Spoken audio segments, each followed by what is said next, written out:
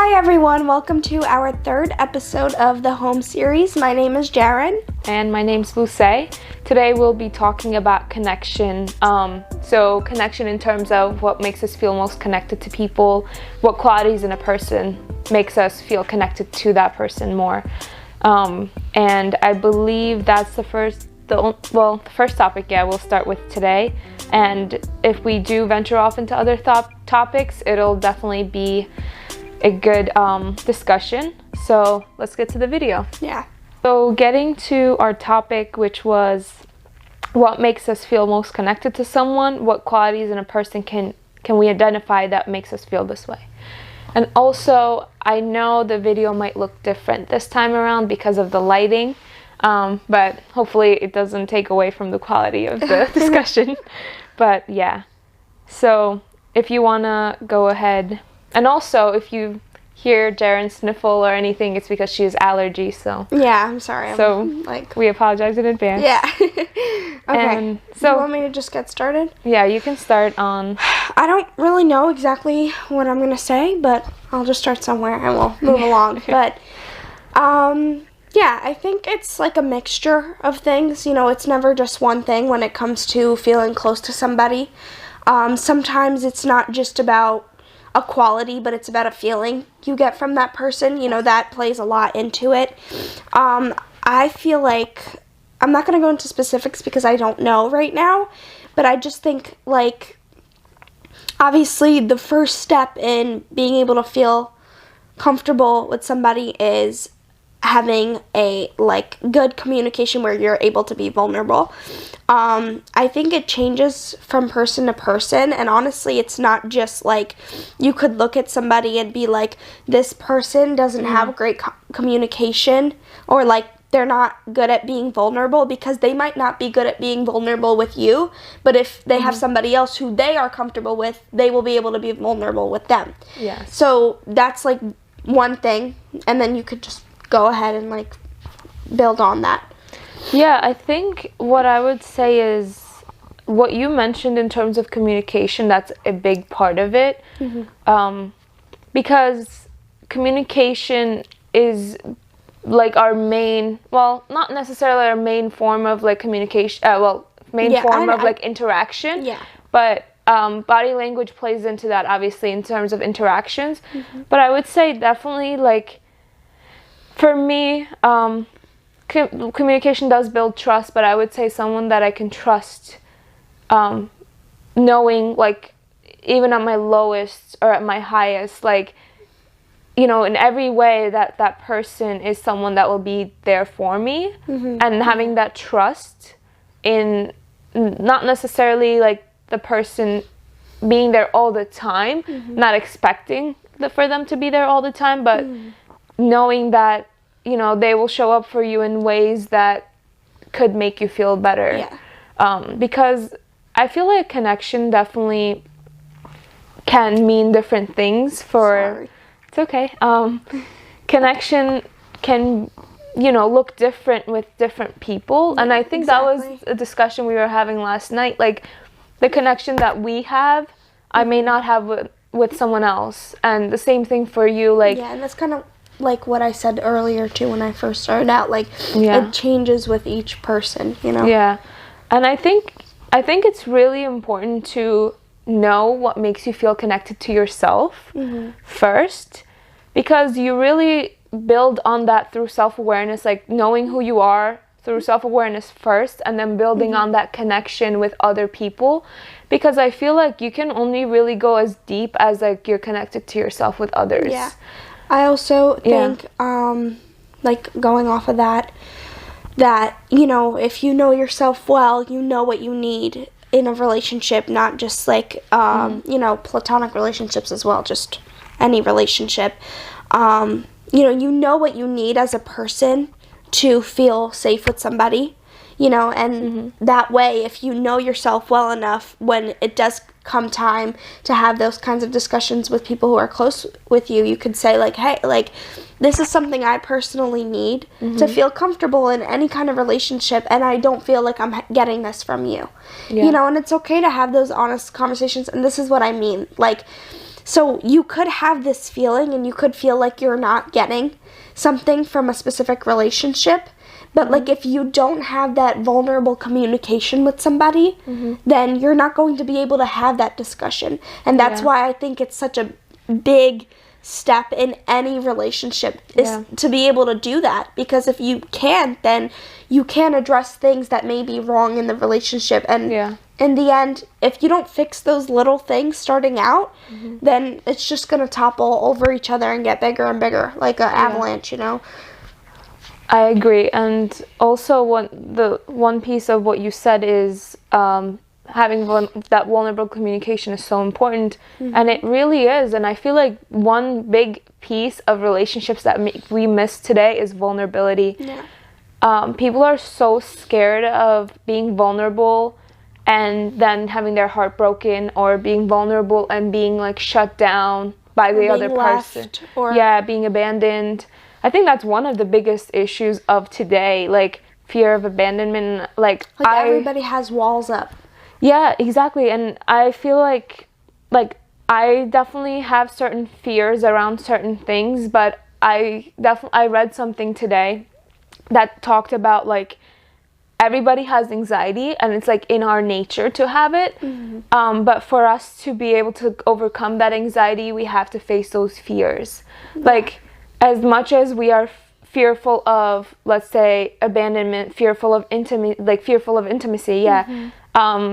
fearful of really anything that you can think of around, you know, connection with others is like something that we all need to face.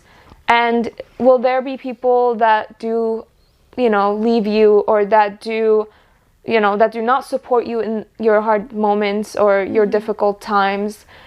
Definitely, like that will happen. And if you even think about, like, for myself, I feel like I'm not even able to be there for myself in my hard moments sometimes. I feel like it hurts more because we think that other people are abandoning us, but really, like, I see this in myself. Like, I've abandoned myself before that person even abandoned me. I put myself second to that person. Does that make sense? Yeah, I feel like I do something similar. It's like I feel like it's become part of my personality that I do it so often, like that, what you're talking about. But also I feel like for me, because of, like, I guess fears or whatever related to anybody leaving that is important to me in my life, like I feel like I've always tried to push the person to a point where they leave me, like, but like what I mean is, like, so I know it's coming, basically. So like I'll push them to a point where it's like I know they're gonna have enough to see if they leave. It's like a test that I do, and it's kind of messed up, like, you know. But I feel like it's just the fear, you know, and it takes over sometimes. And I've had to I've realized that it's not something that anybody can fix for me. It's something that I have to battle with myself on my own, to realize that, like you said, yes, there will be people who leave, and there will be people who do bad by you. But in the end, you are the one who has to stand up and walk away from that situation, because you have to realize that you don't deserve that. And, you know, it's not your fault that they're leaving you or that they're not supporting you. It doesn't mean you're any less of a person. It just means that that person doesn't know your value, and that's okay, because you don't want people who don't know your value in your life. You know? I agree with that. And the thing that you mentioned with, like, pushing people to their limits to see how much they can handle, or how far you can go with it, is, I believe if the right term is self-sabotage, like you sabotage your relationships or like, you know, the close people around you to see, like, how far you can push them. But I feel like as much as it hurts the other person, I feel like it comes back to you and hurts you more. In the end. Yeah, because, and also, like, adding on to what you said, I think I can go on more on that topic, but a little bit later. But to what you said about, oh my God, I forgot. I think About value, like yeah, exactly. Yes, thank you. So with value, if you don't, like with just the same thing, like I can't speak. Okay, exactly what I said about connection with others. You can only connect with others as deeply as you are connected with yourself. And I think the same thing is true with like how worthy you think of yourself, like how worthy you think you are. If you don't think that you're worthy of a connection strong enough to last through those hard times, then you probably won't make it. Like, because, and I was gonna add on to what qualities in a person makes me more connected to them. Yeah. Let's return back to the original. Yeah.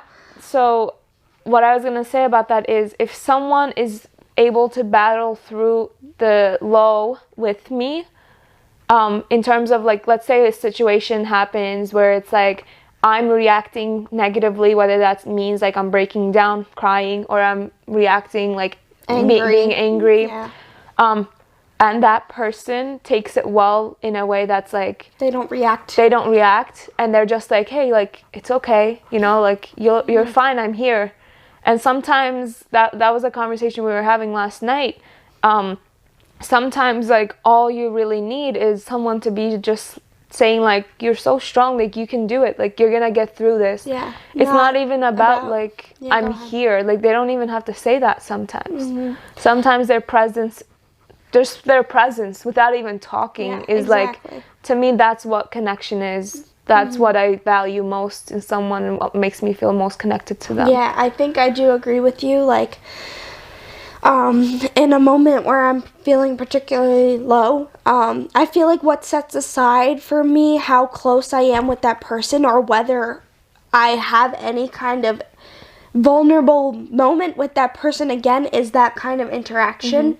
Where if I'm in a moment where I'm weak and I'm having a breakdown, or I'm crying about something or upset, and I'm reacting either very in an upset way, or like mad or angry, or like lashing out, if that person reacts back to me or yells at me back, or really tries to give me a lesson in that moment, it's gonna make me feel like very crappy. And for that reason, I'm gonna feel like I don't feel comfortable with that person in my weak moments. So I'm not gonna be as vulnerable with them, because next time something happens, I'm not gonna feel comfortable going to them, because in that moment you're making me feel worse, and I don't need that. So like if somebody, and you know, opposite of that, if somebody in that moment is able to be like, hey, like it's okay, like just breathe, like it's gonna be okay, we don't have to talk about it right now, like I'm here. Just like you said, just the presence of somebody, or just the fact that they're acknowledging that things aren't okay, but we'll work through it together. You know, that is such like an important thing to me. Yeah. Or to anybody, I think it is. You know? I think like based on what you said, like we really like treat ourselves how we are treated by others around us, especially growing up as little kids. And as we get older, it's really up to us to like rewrite that like story for ourselves, and kind of look at it from a perspective of, you know, like that person may not be there for me, and that person may not let me feel my feelings, but you have to allow yourself to feel your feelings. Like whenever I feel down or upset, I try to tell myself, you know, it's okay. It's okay for me to feel this way, even if I'm like upset, if I'm crying, or even if I'm mad. Like for example, 2 days ago, there was a meeting that I had at work, and you know, I didn't like, I think I sounded a little irritated, and that was, you know, something that made me feel uncomfortable, because I was like, I was aware of myself in the moment, but I didn't know why I was feeling like that in the moment. And it felt like I was being irritated or being short with the people in the meeting. And you know, like today I actually went back and apologized, because I felt bad that I was being like that. I didn't know why, but I also didn't want people to think that, you know, that I just act like that and I don't care about how people feel. Because it's like, I Comes try off as immature a little bit. Yeah, and also I want to extend that same understanding that I want from people to others. So, like, if they did something that, you know, in a... Like that. Yeah, where, you know, reactionary, or like they say something in the moment, they're short with me, I would want them to come back and be like, hey, you know, like, I said this yesterday, I did this yesterday, but I know it wasn't right, and I'm sorry, like, you know, just apologizing. I really appreciate that when people do that to me. And sometimes it catches me off guard where I don't really know what to say, and I've had moments where I actually, like, laugh, and I think, like, that has been taken in a bad way. Yeah.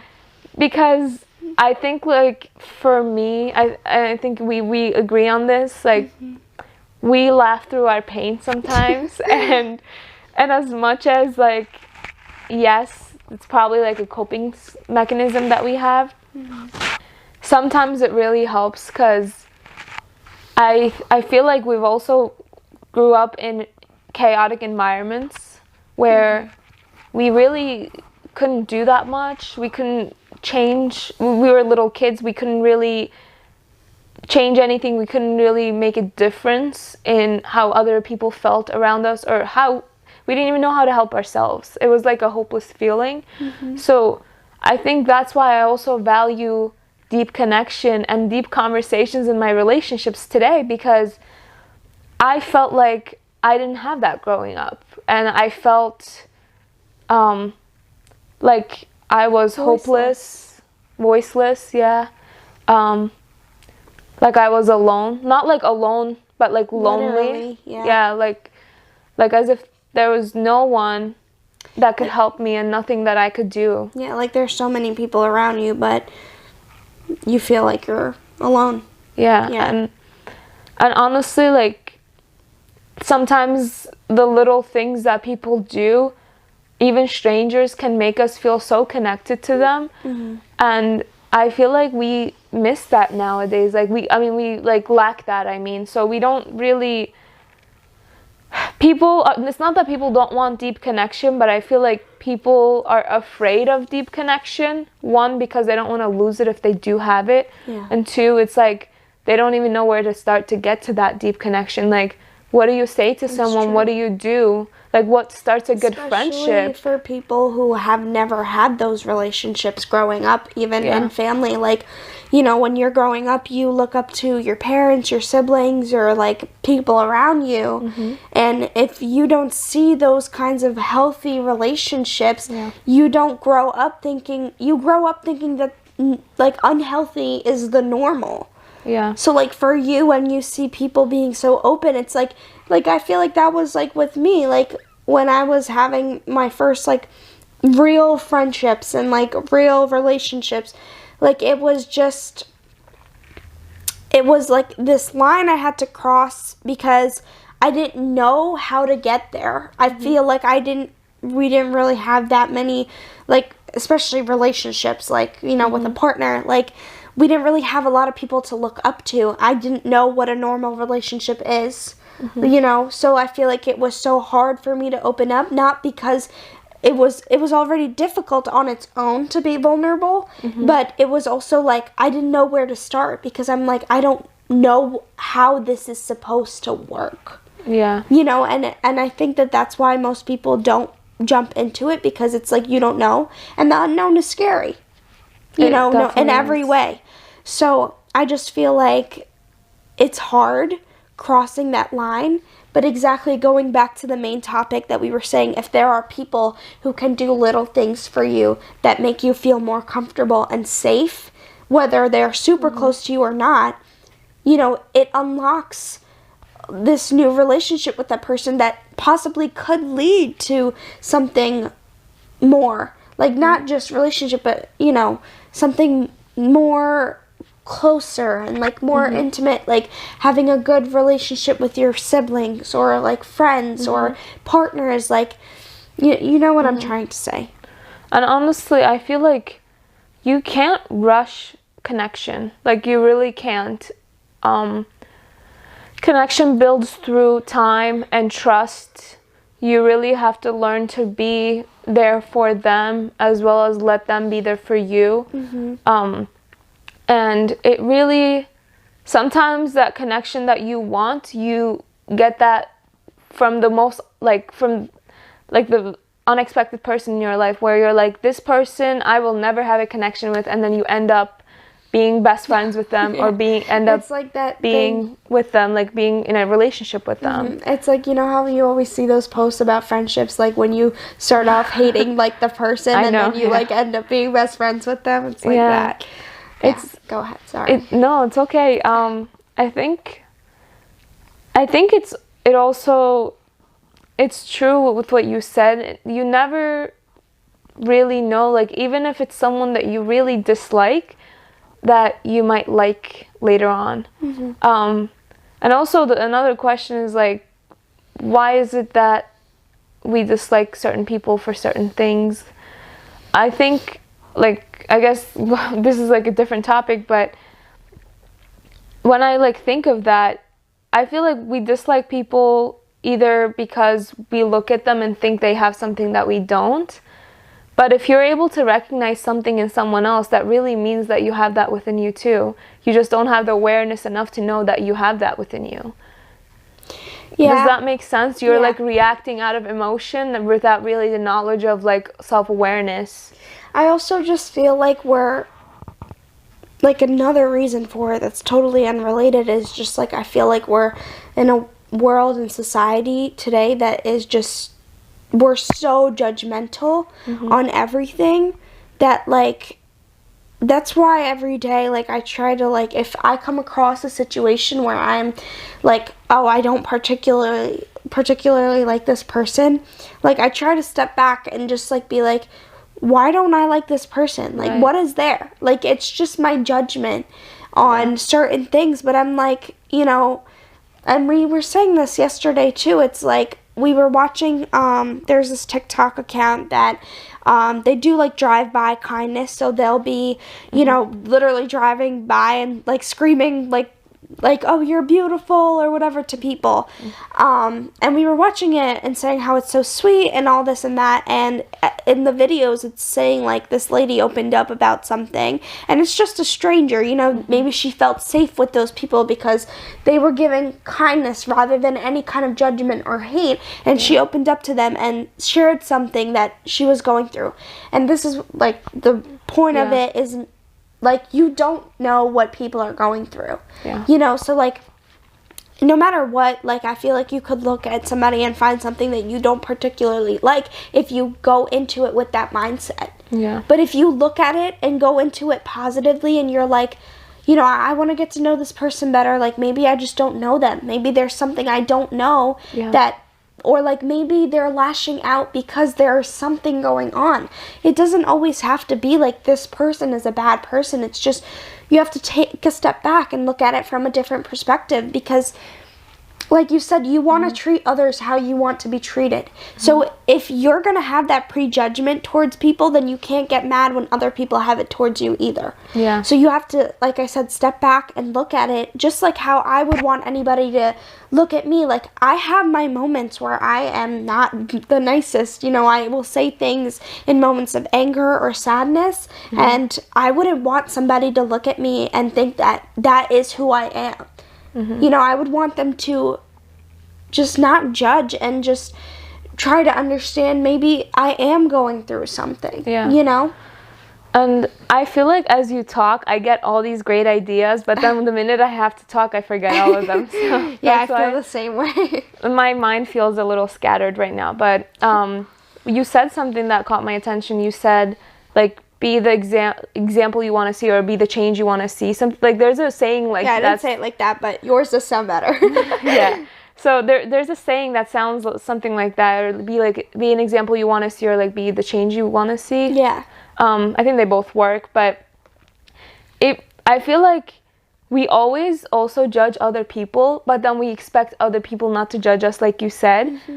And how can I expect someone to see me for who I am if I'm not, like, you know, for example, if I'm judging myself, then I'm also letting other people judge me. And if I'm judging others, then they have the permission to do the same to me. You know, it really becomes, I feel like we are all hypocritical in some way. We do and say things that we never would. And then we end up like doing that thing. They were like, yeah, I would never do that. Or, you know, you judge someone for it. Or I would never want to be like in that situation. But guess what? Like you end up being in that situation one day and you have to handle it the best you can. Yeah. But that's the moments, that's the times where like life teaches you the most, because, you know, it's a situation you've never been in. It's feelings that you never felt before. And I feel like the reason that judgment comes in so much into these circumstances is because, like, we are taught, everyone, that we cannot feel negative emotions, that feeling anger is not good. It's not that the feeling of anger is bad.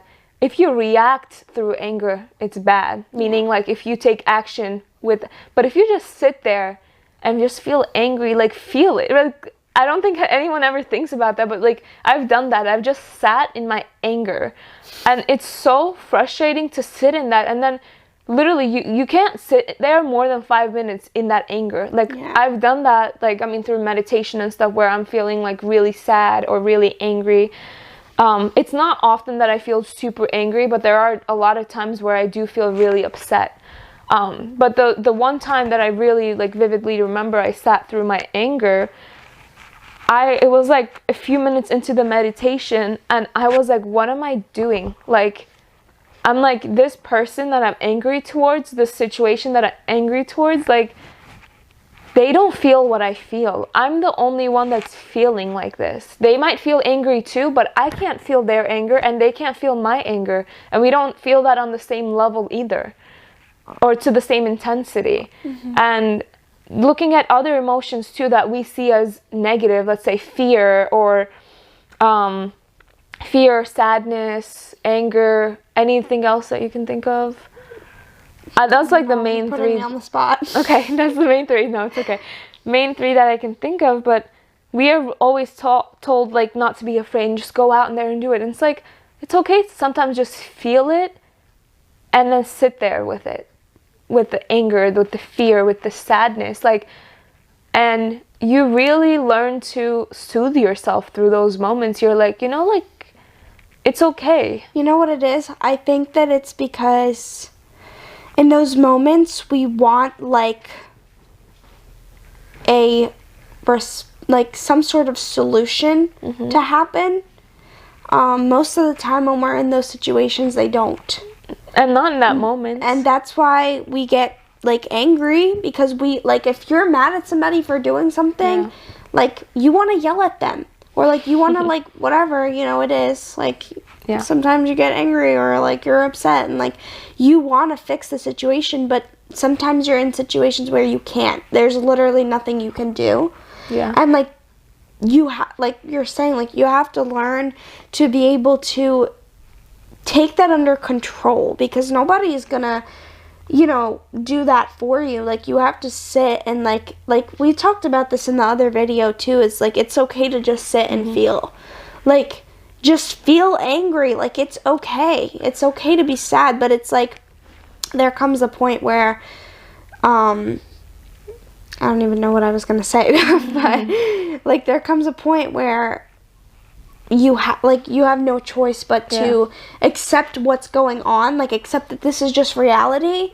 And like you have to work on controlling it yourself and just finding another solution that can help you rather than fix the situation, because like I said, sometimes there is no fix. And also when you like, let's say you judge your own emotions, or you shut yourself off in that moment not to feel certain things, it lingers on. Like, I don't know if you realize, but like the more you don't want to feel angry, the more you feel it. The more you don't want to feel upset, the more you feel it.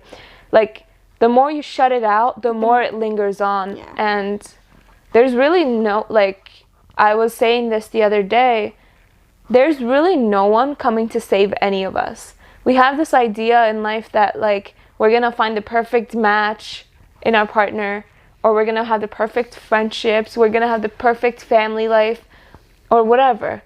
That never happens unless you work on so it. Sad.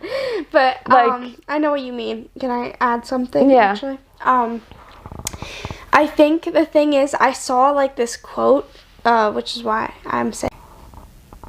Sorry guys, the video cut off, but we're just gonna continue where we left off. So I was just talking about this quote I had seen. Basically, it said something along the lines of, you know, you can't expect somebody to come into your life and make you happy. Like, this is about relationships, but it applies in every single emotion in every way. Mm-hmm. You know, you can't expect somebody to come into your life to fix your problems, like, or make you happy.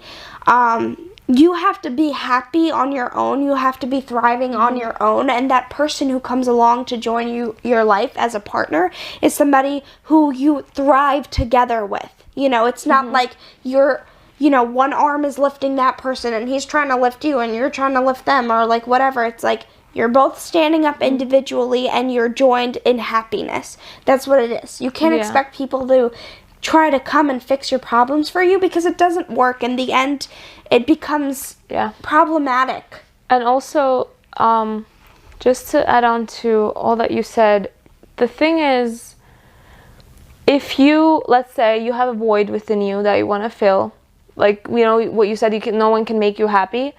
Whatever that emotion is that you want to feel, like for example, for me, one of the emotions that I want, like one thing that I want to feel from others is security and safe, like so security and safety, I would say, like feeling secure. But it's like, if I can't give that security to myself and I have someone else come and fill that, when they leave, that's still a void. Yeah. And I'm just gonna try to fill it over and over and over with that's how people get into toxic, like, relationships. Exactly. Yeah. And that's the most important thing, because if you don't learn to fill that void, or fill that, you know, whatever feeling you're feeling, and not feeling inside, is it's just gonna be lingering on until you take that time to really sit down, face that fear, face that void, whatever it is that you're lacking, because there's really no one that's gonna come and make you feel whole. Yeah. Unless you can do that for yourself. Whole. It's like fun a little bit. Okay. Yeah, I do agree with that. And honestly, I just feel like, you know, a lot of the times it's not like people just get into those relationships because for that sole purpose. Like, obviously you have feelings towards this person, but sorry. Are you blinking out? Yes. Okay. Okay, just give me 1 sec. I was zoned out. I'm sorry. I cannot help you. Okay. Yeah, okay. So you don't just go into the stop laughing. You're making me laugh. You don't just go into that relationship because you're just trying to fill that hole, but because you obviously have feelings for that person. But if you truly care for that person, you have to realize that by putting, you know, that kind of pressure on that person to be filling that gap for you is going to not just hurt you in the end, but also them. So if you want a future with this person, and it doesn't just have to be a relationship. Like, I've seen this with a lot of friendships. In fact, I've had it myself. You know, it's like I have had both. I've always had the pressure put on me because I've always feel like I've been there for a lot of people. Yes. Where it's like it gets overwhelming after a point, and it's like, as much as I care for that person so much, I have to take a step back for myself, and I do it not just for me, but for the other person as well, because relying on somebody else is unhealthy. Yeah. So that's what a dependent relationship is, and it's not good, you know. So that's why I take a step back for my mental health, but also to give them the space to work on themselves, because with me around, they're going to keep relying on me. Yeah. And they're not going to try to truly fix what's wrong, and that's the issue. And that's honestly that's a form of love, I feel like. Yeah. You love yourself, but you also love the other person enough to say, like, hey, like, this is not work. Not that the friendship or the relationship needs to end, but it's like the dynamic needs to shift and change, because it's not healthy and it's not sustainable for me or for you, because you can't just expect people to fill your cup all the time, and you can't just always pour from your cup either. Yeah. It really needs to be like, hey, let's say like your cup is almost full and theirs is like halfway full, but you know they're feeling upset that day. You can give them just a little bit, you know? You can just pour a little bit in their cup, and then on a day that they feel better, their cup is like 3/4 full and yours is only half or a quarter, they can fill you up to be half and half. Like, but you really can't give more than like you should, or like, you know, where your boundaries are. You should know and let the other person know as well through communication that here is my boundary. And that really, sorry, let me just finish. So, and that's where that person needs to respect that boundary, and when that person doesn't, that's where relationships start to break apart. Yeah. What I was going to say was just, I think that, blanking again, but hold on. So I said like pouring into each other's cups, leveling it out. Oh, okay, I remember. Okay, so basically, like, I feel like also, like, if you're the person who is the one being relied on, you know, like, basically, like, you're the one trying to help the other person who is relying on you, I feel like for me, it's, like, I'm saying it from personal experience, because I feel like I've gotten to a point a lot of the times where because I love the person, I'm trying to help them so much that I'm not focusing on me, and that's why I had to take a step back, and I had that happen recently, and you know, like, I just feel like it's like, I care for this person, and obviously, I don't want anything bad to happen to them. Like, I wish them the best, Beth, but, you know, I have to take care of myself too, and I feel like that was one of the things that I have been working on this year. You know, that was one of my goals when I was going into the new year, is like, I wanted to learn to be able to take care of myself. Like, I feel like in all of my relationships previously, I haven't been able to do that, where I've been sacrificing so much of myself just to keep the relationship up, or just to keep the other person feeling well, where I wasn't feeling well, but I wasn't even aware, you know? And that's why this year I wanted to do that, and I'm proud of myself for, you know, doing that, and like making a change for myself, and in the end, it's like, it seems like it's hurtful now, but if things are meant to work out with whoever this person is, they will in the future. You know, like you said, it doesn't necessarily mean things have to end, but sometimes you just need space. Like, like, if it's affecting your mental health, like, you have to put that first. Yeah. You know, no matter what, it doesn't even have to be a relationship. Sometimes it's work. Yeah. You know, and we've talked about that before too. Definitely. And honestly, I was actually going to say maybe we should start like closing up the conversation, because I know it's been a long video, and then this is like the second part of it at this point. But maybe that's another topic that we can discuss, like mental health and like the importance of it at work, at, you know, in friendships and family. Yeah. So, and how you should be taking care of it. Right. Yeah. And so we can maybe do another episode on that. But I would say, since we're closing it up, thank you everyone for listening. I hope this conversation was helpful to whoever maybe going through something or struggling with a certain part of their life. And I know connection is a big part of our lives with people. So hopefully, you know, maybe we can do another episode expanding on this idea. But thank you again for listening. Yeah, thank you. Okay, we'll see you next time. Yep. Bye.